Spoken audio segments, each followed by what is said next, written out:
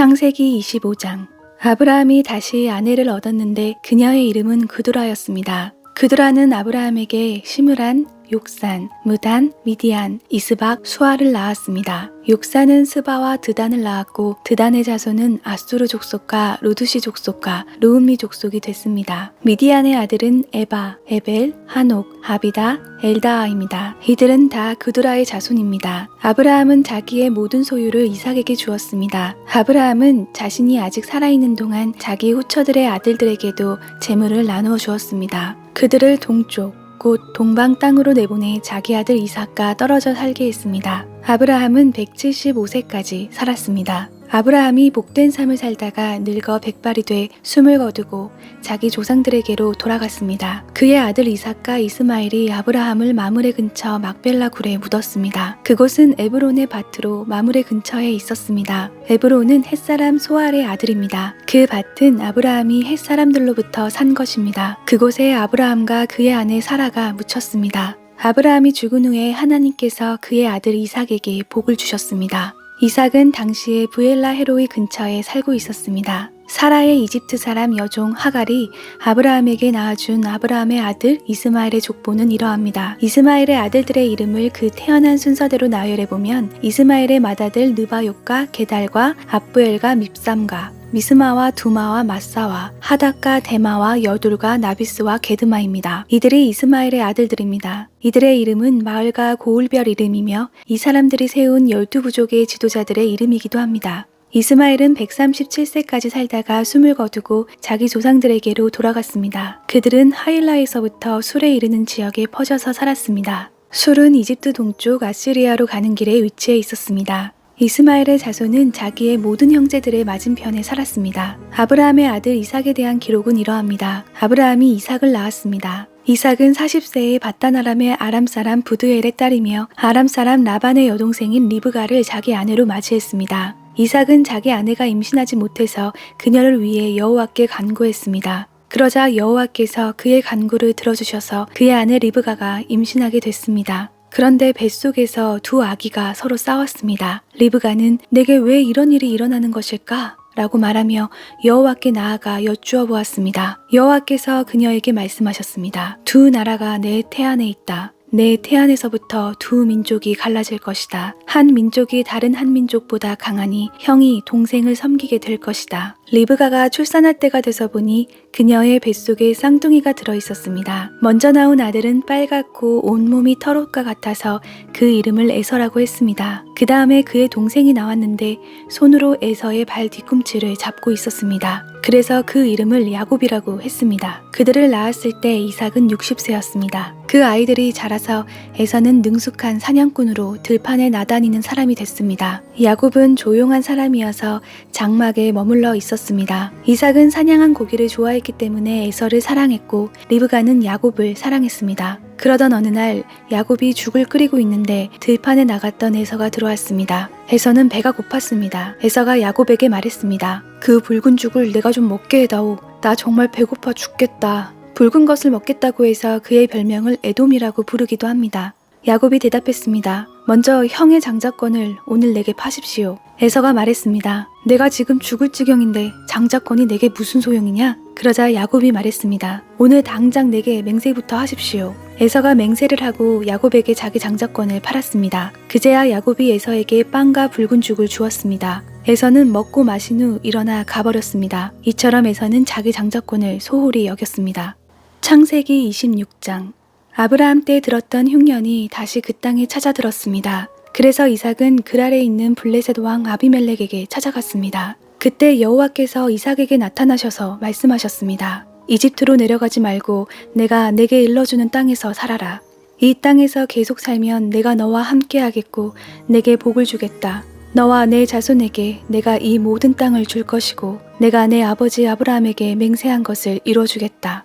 내가 내 자손을 하늘의 별같이 많게 할 것이며 이 모든 땅을 내 자손들에게 줄 것이니 땅의 모든 나라들이 내 자손들로 인해 복을 받을 것이다. 아브라함이 내 말에 순종하고 내 명령과 내 계명과 내 율례와 내 법을 다 지켰기 때문이다. 그래서 이삭은 그랄에 그대로 머물렀습니다. 그곳 사람들이 이삭에게 그의 아내에 대해 물었습니다. 이삭이 말했습니다. 그녀는 제 여동생입니다. 이삭은 리브가가 너무 아름다워서 그녀 때문에 이곳 사람들이 나를 죽일지도 모른다라고 생각해 리브가를 제 아내입니다라고 말하기를 두려워했습니다. 이삭이 그랄에서 오랫동안 지냈습니다.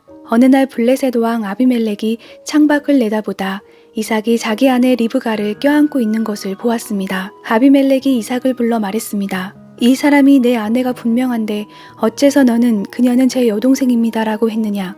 이삭이 대답했습니다. 그녀 때문에 제가 죽게 될까봐 그랬습니다. 아비멜렉이 말했습니다. 내가 어쩌려고 우리에게 이렇게 말했느냐? 백성 가운데 누군가가 내 아내와 같이 누웠더라면 어떻게 할 뻔했느냐? 하마터면 너 때문에 우리가 죄를 지을 뻔했다. 아비멜렉이 모든 백성들에게 명령을 내렸습니다. 누구든 이 사람이나 그의 아내를 건드리는 사람은 반드시 죽을 것이다. 이삭이 그 땅에 곡식을 심고 그 해에 100배를 거두었습니다. 여호와께서 그에게 복을 주셨기 때문입니다. 이삭은 부자가 됐습니다. 그리고 점점 더 부유해져서 마침내 아주 큰 부자가 됐습니다.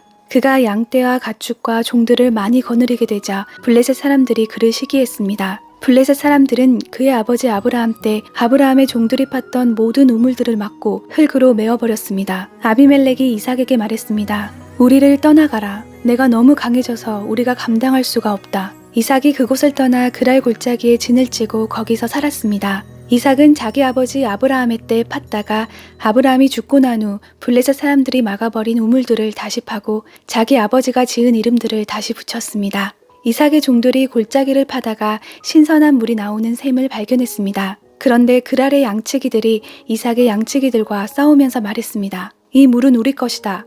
이 때문에 이삭은 그 우물을 에색이라고 불렀습니다. 그들이 이삭과 싸웠기 때문입니다. 이삭의 종들이 다른 우물을 팠는데 그랄의 양치기들과 다시 그 우물 때문에 싸웠습니다. 그래서 이삭은 그 우물을 신나라고 불렀습니다. 이삭이 그곳에서 옮겨 또 다른 우물을 팠습니다. 이번에는 아무도 싸움을 걸어오지 않았습니다. 그래서 이삭이 이제 여호와께서 우리 자리를 넓게 하셨으니 우리가 이 땅에서 번성할 것이다 하며 그 우물의 이름을 르호봇이라고 했습니다. 거기에서 이삭이 브엘세바로 올라갔습니다. 그날 밤 여호와께서 이삭에게 나타나 말씀하셨습니다. 나는 내 아버지 아브라함의 하나님이다. 내가 너와 함께 있으니 두려워하지 마라. 내가 내 종 아브라함을 위해 내게 복을 주고 내 자손이 번성하게 하겠다. 이삭이 그곳에 제단을 쌓고 여호와의 이름을 불렀습니다. 이삭이 거기에 장막을 쳤고 이삭의 종들은 그곳에서도 우물을 팠습니다.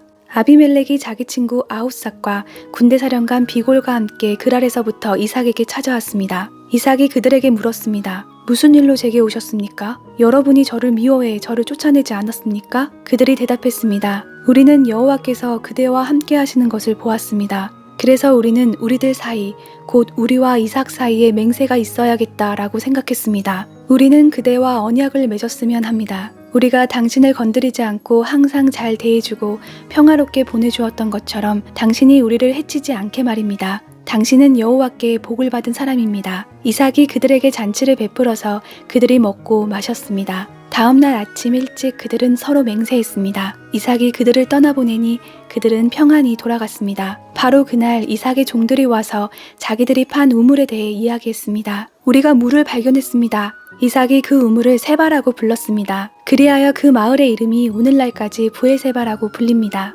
에서는 40세에 햇사람 부에리의 딸 유디카, 햇사람 엘론의 딸 바스맛을 아내로 맞이했습니다. 이 두 여자는 이삭과 리브가에게 근심거리였습니다. 창세기 27장. 이삭이 늙어 눈이 침침해져서 잘 보이지 않게 됐을 때 그가 맏아들 에서를 불러 말했습니다. 내 아들아. 에서가 대답했습니다. 제가 여기 있습니다. 이삭이 말했습니다. 이제 내가 늙어서 언제 죽을지 모른다. 그러니 너는 내 무기인 화살통과 활을 갖고 들러나가서 나를 위해 사냥을 하도록 하여라. 그리고 내가 좋아하는 맛있는 음식을 만들어 가져오너라. 내가 먹고 죽기 전에 너를 축복하고 싶구나. 그때 마침 리브가가 이삭이 그 아들 에서에게 말하는 것을 들었습니다. 에서가 사냥해 오려고 들러나가자 리브가가 자기 아들 야곱에게 말했습니다. 내 아버지가 내 형 에서에게 하는 말을 내가 들었는데 사냥을 해다가 맛있는 음식을 만들어와 나에게 먹게 하여라. 내가 죽기 전에 여호와 앞에서 너를 축복하겠다고 하시더구나. 그러니 내 아들아, 잘 듣고 내가 시키는 대로 하여라. 가축들이 있는 데 가서 좋은 염소 새끼 2마리를 끌고 오너라. 내가 내 아버지를 위해 그가 좋아하는 맛있는 음식을 만들어주마. 너는 그것을 내 아버지께 갖고 가서 잡수시게 하여라. 내 아버지가 돌아가시기 전에 너를 축복하실 것이다. 야곱이 자기 어머니 리브가에게 말했습니다. 하지만 형 에서는 털이 많은 사람이고 저는 피부가 매끈한 사람입니다. 만약 아버지가 저를 만져보시면 제가 아버지를 속이는 자라는 것을 아시게 돼 복은커녕 오히려 저주를 받게 될 것입니다. 야곱의 어머니가 그에게 말했습니다. 내 아들아, 그 저주는 내가 받을 테니 너는 그저 내가 시키는 대로만 하여라.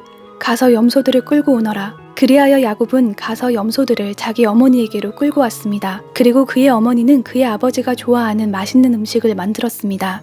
리브가는 집안에 두었던 맏아들 에서의 옷 가운데 가장 좋은 옷을 꺼내 작은 아들 야곱에게 입혔습니다. 그녀는 야곱의 매끈한 두 손과 목덜미에 염소 가죽을 둘러주었습니다. 그리고 자기가 만든 음식과 빵을 자기 아들 야곱에게 건네주었습니다. 야곱은 아버지에게 가서 말했습니다. 아버지, 이삭이 대답했습니다. 그래, 내 아들아, 내가 누구냐? 야곱이 아버지에게 말했습니다. 저는 아버지의 맏아들 에서입니다. 아버지께서 제게 말씀하신 대로 준비해 왔습니다. 자, 일어나셔서 제가 사냥한 고기를 잡수시고 저를 축복해 주십시오.